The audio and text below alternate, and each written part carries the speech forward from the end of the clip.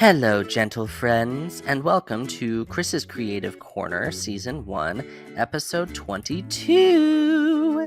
That means we are only 8 episodes away from finishing the book. Oh my goodness, we're getting down to it. We're getting into the nitty-gritty of it. Oh my goodness. But first, before we get into Porch Light Chapter 22, we're going to do some questions for Chris, who is me. The first question is a good one. How many unpublished and half-finished books do you have? Okay, I need to get a visual. Let me get a visual and count. I have got 13. Let me make sure. 16. And there's 6 in there, so 17, 18, 19, 20, 16, 17, 18, 19, 20, 21, 22. Oh, is that all? I've never actually I've counted up to 16 and then I stopped counting. I have 22 books that are either unfinished or unpublished. And, oh my goodness. I don't know what to do. I'm in crisis right now. Some of them are started, with my fantasy series. 5 of them are complete. But I started going back and kind of rewriting to match more of my style because I wrote them a couple years ago. The other thing is I also have a screenplay out, being judged, I guess, and a play that's also being judged. And the play is based off of Avoiding Aiden, which is the book that we're going to read next season. And what I'm thinking of doing, actually, is reading the book and then doing episodes where we read the play.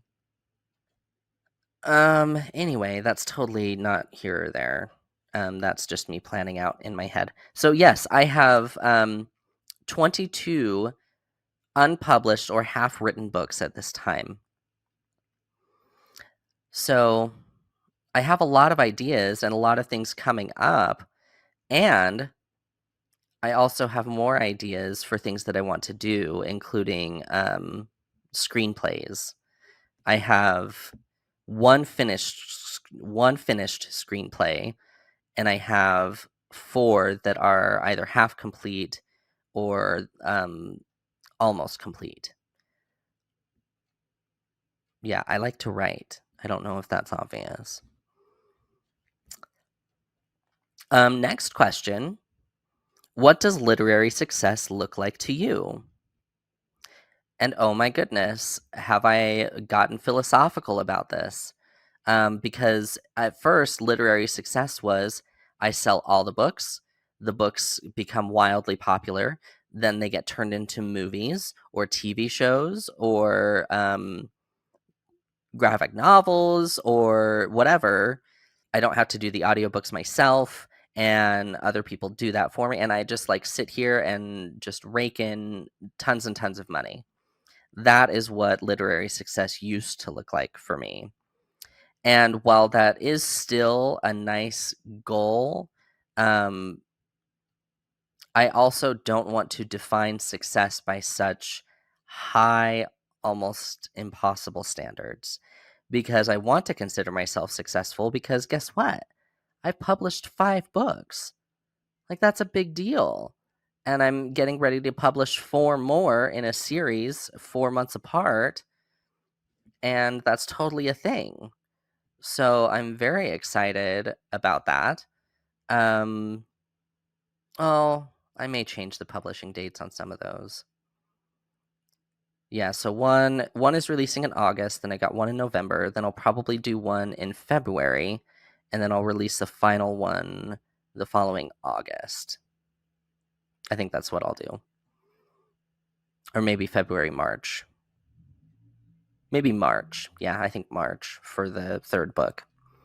Give some time for readers to get into the story and get all that kind of stuff going. So the idea of literary success for me has shifted because it used to be about sell, sell, sell and making money, because that's what I defined as success for so long growing up. Now, success is so much more about personal fulfillment. I feel so much more fulfilled and successful if someone approaches me and says, "Hey, I read your book. I liked it." Or I even kind of feel successful if someone reads my book and they're like, "Meh." Like Avoiding Aiden has a 3-star review on Goodreads, and they're like, "It was a, entertaining story and not my favorite." And the other thing to address there is that they said a trigger warning, and I was like, "Yeah, I really would have loved to put a trigger warning in the chapter that requires it." I think I had a draft where I had a trigger warning at the beginning of the chapter, and that was taken out by the editor. Because they said something about how it's in the description that the main character gets assaulted. They were like, so people are aware of that. And I was like, right. But there's also like, I don't know. We'll get to that when I get there. I can't believe I wrote that. I'm kind of upset with myself for writing that, but also I feel like it's something that's so important that needs to be written about. Anyway, so to make a long answer longer or shorter, literary success is about the feedback that I get, whether I've made an impact in someone's life. There have been great reviews on this book and Avoiding Aiden and Puppy Love, and that's exciting to me. The idea that people are reading it and they're like, that was a cute story, that was good, or oh my gosh, that like really hit home, or I was impacted. And one person said that they had like shouted out loud or almost shouted out loud, and they laughed and cried and they experienced all these feelings, and I was like, oh my goodness. So yeah, that's totally a thing. That's what literary success looks like to me, that I've made an impact, and I have. So I am successful, and that's really hard to say. And we can get into all my emotional problems another time. Right now, we're going to get into chapter 22 of Porch Light. And instead of last time, where I was like scrolling through the book, like trying to find the right spot, I bookmarked it this time with my notorious RBG bookmark. There, you can kind of see it. That's my notorious RBG bookmark. If you haven't seen it, I'll post pictures because it's super good. Hashtag Judge Life. I miss her. I miss her so much. Okay. To recap chapter 21, Nick and Casey did not get in legal trouble, thank goodness, about their fight that they had at the bar. They got nominated for 6 Grammys, and they went out to eat, and Casey proceeded to get extremely drunk or whatever with the pills that he's taking. Nick is really worried, and yeah, Nick is worried, and we're getting into that worry. So now we're going to get into the next chapter. Chapter 22, Giving Thanks. The end of November came quickly, and with it plans for the holiday season. Everyone was going back to King for a few days on Thanksgiving. I hadn't mentioned to Casey I didn't have any plans, and it took until we were on the plane back home before he mentioned something. I figured you could just crash at my new place, or we could stay at my parents' house. I mean, who knows how much I'll want to go anywhere after all the food and drink. Wait, I frowned at him. Am I spending Thanksgiving with your family? He raised his eyebrows. Well, you hadn't mentioned anything about your folks, and I just assumed you weren't going there, so you were coming with me. Actually, I had planned to order Chinese food and catch up on some of the superhero movies I've been missing. He slapped me on the arm with the back of his hand and just looked at me. What? You were going to spend Thanksgiving alone? What about Christmas? Well, I hadn't thought that far ahead.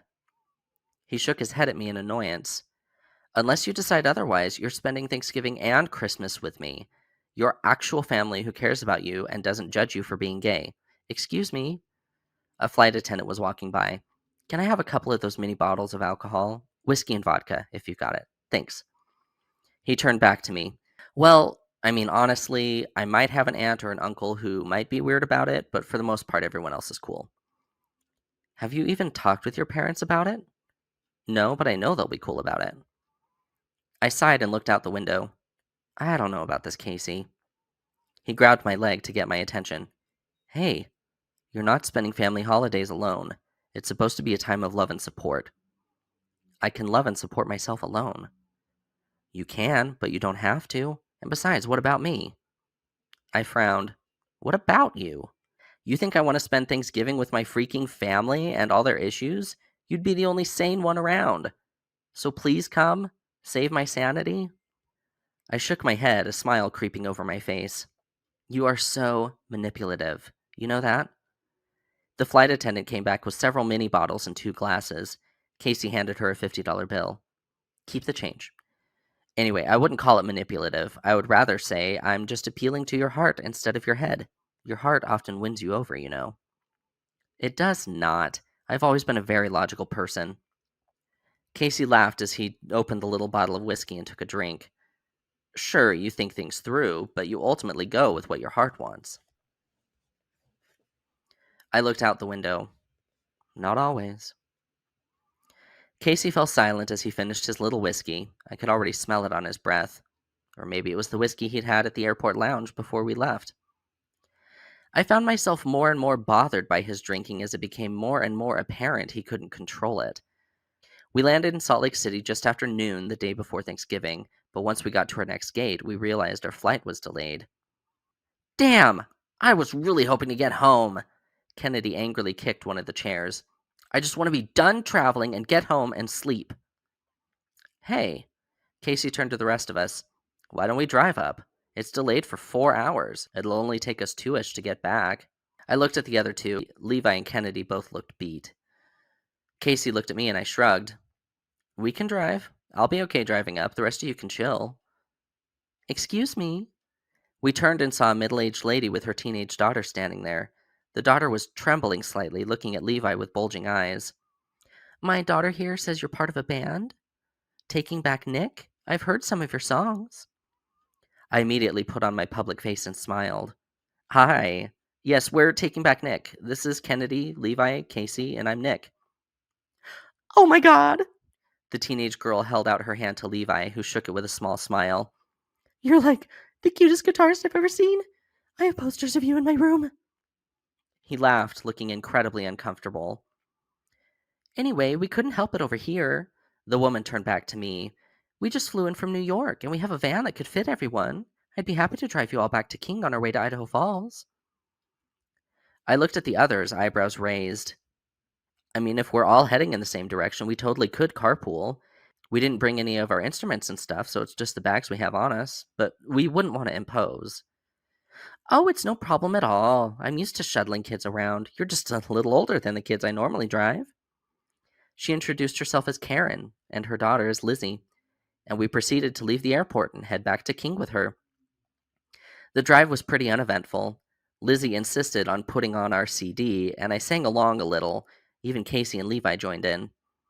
Casey didn't think he had a good singing voice, but I'd always thought he was nice to listen to.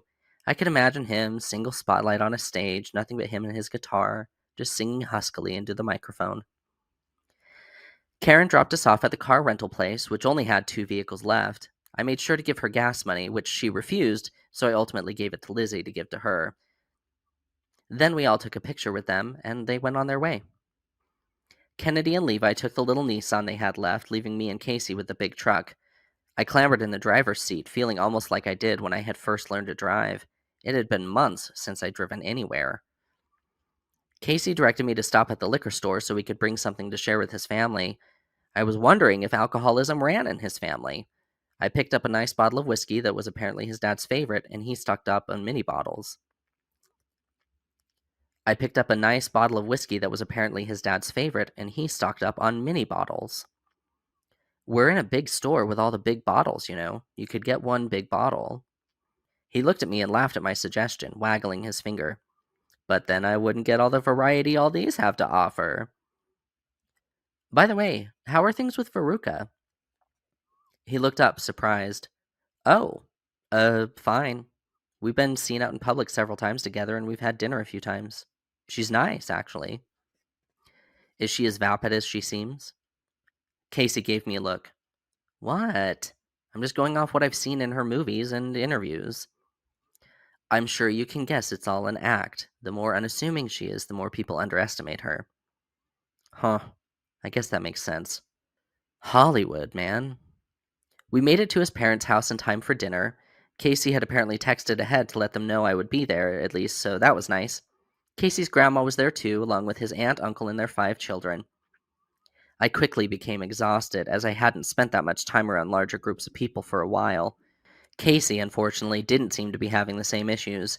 He was having fun roughhousing with his cousins, so I just sat there and endured until he started to fall asleep on the floor. Come on, Casey, let's get you home. I grabbed his arm and helped him to his feet. We'll be by tomorrow around 1 to help with things, Mrs. Doyle. She waved her glass of wine at me, sloshing a little down herself. Don't you worry about that. You boys just come and relax. I drove Casey home and helped him inside. He fumbled with his keys until he got the right one. When we stepped inside, I saw everything was clean and orderly. Do you have a housekeeper or something? He set his keys in a little tray by the door and grunted affirmatively. She keeps up the place. I've been renting it out to random people who need a place to stay for a few days. It's a cheaper option than a hotel. She comes in and cleans up. I walked him to his bedroom and tried to gently lay him down on the bed, but he pulled me down with him and I fell on top of him. Oh, sorry. He wrapped his hands around my back. Don't be, Nikki. I miss being this close to you. I rolled off him to lay on the other side of the bed, exhausted. He rolled onto his side and put his arm around me, looking up at my face. Hey. Oh, wow. His breath smelled like pure alcohol. Hey, Casey, I'm gonna head home. No. He gripped me tightly. Stay here, please. I didn't have much will left. All right.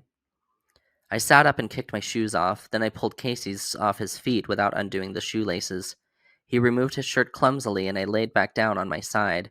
He spooned up next to me and I almost immediately fell asleep. I woke up a few hours later to find Casey's hand in my pants, massaging me. My heart skipped a beat and I pulled his hand out of my pants. Casey, wake up. I'm awake. He mumbled in my ear before kissing it gently. I just want to make you feel good. Casey. He sat up and rolled me onto my back, immediately lowering his head and taking me in his mouth. He'd had his hand on me for a few minutes and I was all ready to go. I tried to push his head away, but he moved my hand. Casey, stop. You don't have to. He popped his head up and leaned into my face, kissing me softly on the lips, his tongue finding mine. I want to. I really want to. I couldn't tell if he'd sobered up or was just seeming like he was. Either way, I got lost in the moment as his mouth resumed its work. Oh, God. Oh, Casey. I'm close. I'm so close. He pulled his mouth away and took me in his hand. Do it, Nick. I want it. A few moments later, spots burst in front of my closed eyes, and I cried out. But as I did, Casey took me back in his mouth, all the evidence disappearing. He leaned back on the bed after a few moments, both of us panting. I looked over at him, but he remained staring at the ceiling. I noticed a tear roll down the side of his head and onto his ear. Are you okay? He didn't say anything for a few moments. Finally, all he said was, I'd like to never talk about this, and rolled over, his back facing away from me. I pulled my pants back up and zipped up, turning on my side. The bed shook slightly, and I wondered if he was sobbing again. What was happening with my best friend? How could I help him through this? God, I need a therapist. With everything going on, I just felt like I didn't have the time. I'd have to make the time. I couldn't help Casey unless I knew how to help myself out of this. Should I have resisted harder? He said he wanted it. What was tomorrow going to be like? And the next day? And where was it going to leave me?